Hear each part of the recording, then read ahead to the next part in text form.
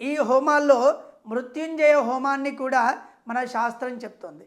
ఈ మృత్యుంజయ హోమం ఏ సందర్భంలో చేసుకోవాలి అని అంటే మృత్యువుని జయించడానికి. ఎవరికైనా మన జాతకంలో అపమృత్యు దోషాలు ఉన్నాయని పండితుల వారు చెప్పిన సందర్భంలో ఈ మృత్యుంజయ హోమాన్ని చేసుకోవాలి. మృత్యుంజయ హోమం చేసుకోవడం ద్వారా అపమృత్యువులు, మామూలుగా అయితే మనం లోకంలో చూస్తూ ఉంటాం, తాత చనిపోయిన తర్వాత తండ్రి చనిపోవాలి, తండ్రి చనిపోయిన తర్వాత కొడుకు చనిపోవాలి. కానీ ఈరోజు లోకంలో ఆర్డర్ మిస్ అయిపోయింది. ఇప్పుడు కింది నుంచి పైకి వెళ్తూ ఉన్నారు. మనమడి చనిపోయిన తర్వాత తండ్రి చనిపోతున్నాడు, తండ్రి చనిపోయిన తర్వాత తాత చనిపోతున్నాడు.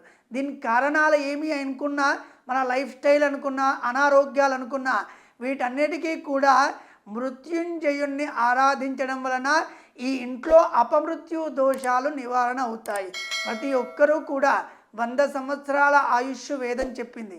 ఆ 100 సంవత్సరాల ఆయుష్ కావాలి అంటే జీవన శైలిని సరిగా సరిదిద్దుకొని దానితో పాటు మృత్యుంజయుణ్ణి ఆరాధించడం వలన పరిపూర్ణమైన ఆయుష్ను పొందుతాం.